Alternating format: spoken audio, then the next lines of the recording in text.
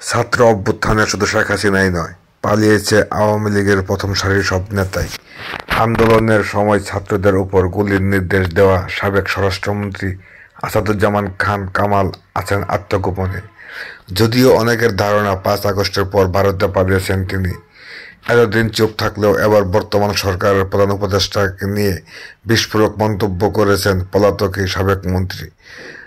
আর তাই সেই সাক্ষাৎকারটি ফেসবুকে শেয়ার করেছেন প্রধান উপদেষ্টার প্রেস সচিব। আওয়ামী লীগ পতনের বিষয়ে সাবেক এই স্বরাষ্ট্রমন্ত্রী বলেন, আমি 10 বছর 6 মাস বাংলাদেশের স্বরাষ্ট্রমন্ত্রী ছিলাম। আমি এই সময়ের মধ্যে অনেক ঘটনা দেখেছি। আমি নিজেও 5 থেকে 6 আগস্ট ঢাকায় ছিলাম এবং 7 আগস্ট বাড়ি থেকে বের হই। গোয়েন্দা ব্যর্থতার বিষয়ে শেখ হাসিনা সাবেক এই মন্ত্রী বলেন, আমি একমত যে একটি গোয়েন্দা ব্যর্থতা ছিল, যা ইচ্ছাকৃতভাবে হোক বা অন্যভাবে হোক, কিন্তু এটিও একটি সামরিক অভ্যুত্থান ছিল। সেনাবাহিনীর একটি বিশেষ গোয়েন্দা ইউনিট হলো ডিজিএফআই।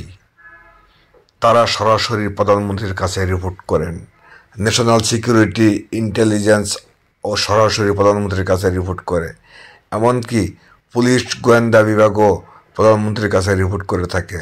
শুধু গোয়েন্দা প্রতিবেদনের সারসংক্ষেপ যা স্বরাষ্ট্রমন্ত্রীর কাছে পাঠানো হয়। ভারত কিভাবে এই সংকটের সাহায্য করতে পারে এমন প্রশ্নে তিনি বলেন, আমি স্বাধীনতা যুদ্ধে কমান্ডার ছিলাম, তাই আমি জানি 1971 সালে ভারত বাংলাদেশের কী করেছে।